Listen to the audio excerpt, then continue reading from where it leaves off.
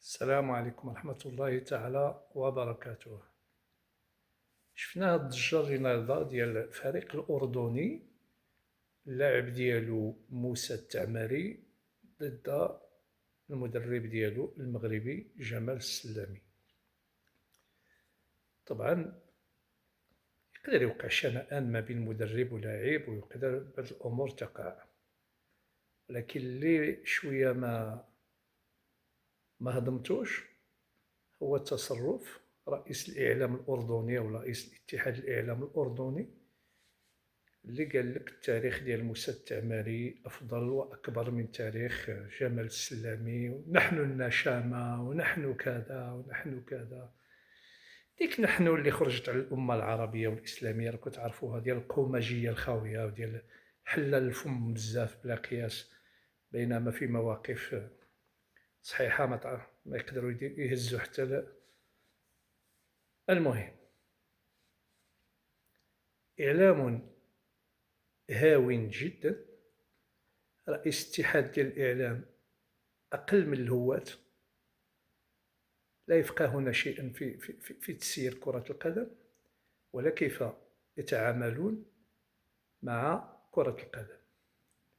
كتشوف فرق كبيرة تبارك الله وعندها لاعبين حققوا إنجازات، فازوا بالكرة الذهبية، فازوا بالبطولات القوية، فازوا مام بكأس العالم، وتلقى مدرب كيقول لك اللاعب خرج يخرج، كيقول له دخل دخل، كيقول له لعب لي في الخطة ديالي لعب لي. لماذا؟ لأن الناس محترفة وتعرف قيمة كرة القدم. كرة القدم تلعب ب11 لاعبا وليس بلاعب واحد، وتلعب بطريقة تكتيكية، طريقة فيها نوع من الدقة والمنهجية. شكون اللي كيديرها؟ مدرب. فإذا ما الفائدة من المدرب إلا كنت أنت غادي تدصر وغادي تجعل لك موسى التعماري يطغى على المدرب ديالو؟ شنو الفائدة بهذا المدرب؟ اش كدير به؟ ما دور المدرب؟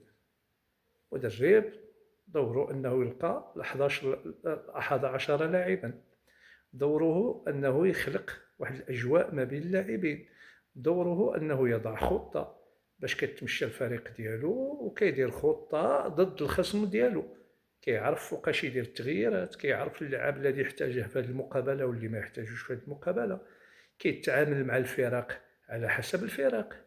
فأنا إذا كان المستوى ديالي متوسط ولعبت ضد فريق جيد فسأحترم نفسي وأبقى في المتوسط، وناخذ الحذر وناخذ الحيطة والحذر ديالي.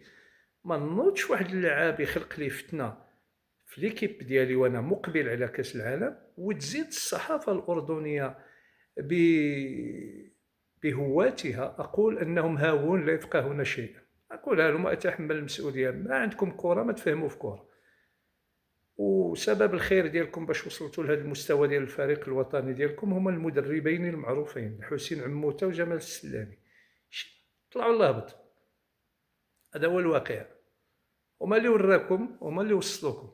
ما عندكم لا أندية ولا فريق وطني. وسأقولها لك من هذا المنبر، بعد هذا الفريق الوطني المكون من جمال السلامي، واللي ان شاء الله غادي يقدم الاستقاله ديالو بعد كاس العالم اظن، وغادي يديرها ما غاديش يبقى فيها، فلن يسمع لكم حديث لا على منتخب، لا على صعيد كاس اسيا ولا كاس العرب ولا في اي كاس.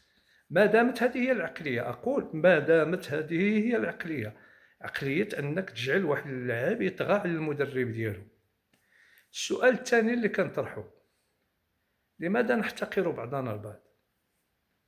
لماذا من المدرب مغربي مارستوا عليه هذه الامور كما درتوها مع السي عموته واللي قدم الاستقاله ديالو، لان كان تريز انتيليجون، كان ذكيا جدا وعرف فين ماشيه الامور.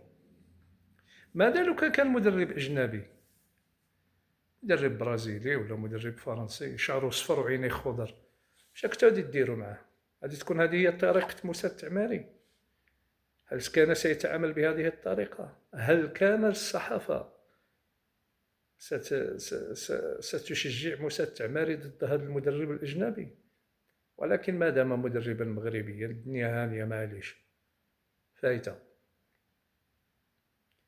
فإذا صحافة هواة وعقلية هواة عند هاد اللاعبين.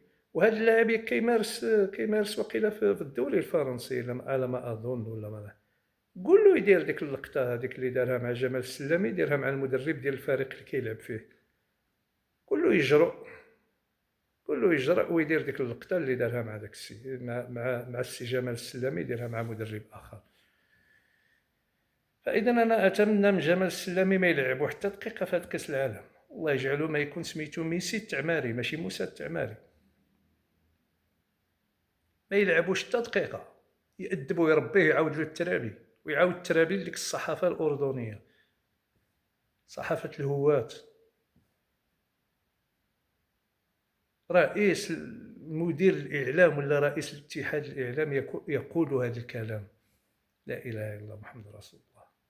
مستويات دنيئة جدا، هواة في كل شيء، وستبقون هواة وما غاديش تمشيو بعيد، ما تمشيوش بعيد، ما غاديش تمشيو بعيد. كنا نتمناو كنقولوا فريق أردني، فريق عربي، مدرب مغربي، نشجعوه يمشي يزيد لقدام ويمشي باش يدير النتائج، حتى هو نتمناو له كل خير ونتمنى له كل خير، ماشي مشكل، ما عندناش اشكال.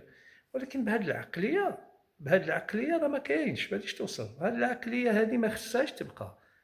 راه لاعبون محترفون، لاعبون يحسب لهم ما يحسب، وتلقى مدرب يحطو في البنك يقول له ريح، ويحترم قرار المدرب ويقدر المدرب، وإن أخطأ يقدم اعتذار رسمي في الصفحة ديالو ولا أمام الإعلام. فمن تلقى لاعب يشجعه الإعلام وتشجعوا جميع المؤسسات ديالكم ديال الكرة، والآخر ما خرجت لا تشجب ولا خرجت ضد ولا قالت حتى شي حاجة، ففين غاديين؟ التكبر هذا على من؟ شكون انت موسى التعماري؟ فين وصلت؟ فين لعبت كاع؟ فين راك تلعب؟ اش من فريق كتلعب فيه؟ وتا الاخر كيقول لك التاريخ ديال موسى التعماري احسن من جمال السلامي. روح قرا على السلامي ملي بدا يلعب كره وشحال حقق ديال الانجازات، وشوف لي هذا موسى التعماري ديالك اش عنده، جيب لنا اش عنده في البالماريس دياله. كاع تاريخ السلامي اكبر من تاريخ الاردن كامله في كره القدم. هذا غير السلامي، ما نزيدو ندخلوا معكم في حوايج اخرى راه مصيبه. فاذا هواة، تبقون هواة، ستظلون هواة ما دام هكذا تتعاملون مع الامور. اتمنى التوفيق للسي جمال السلامي، اتمنى التوفيق للفريق الاردني ان شاء الله يبقى فريق عربي وهذه، واتمنى تغيير هذا المنطق وتغيير هذه العقليه واخذ الامور باحترافيه اكبر. وماشي عيب الا ما كنتوش تعرفوا الاحترافيه، تعلموا. الودن ما كتشرفش، تعلموا من الناس وشوفوا الناس يعلموكم شويه باش تكونوا محترفين في هذا الشيء. السلام عليكم.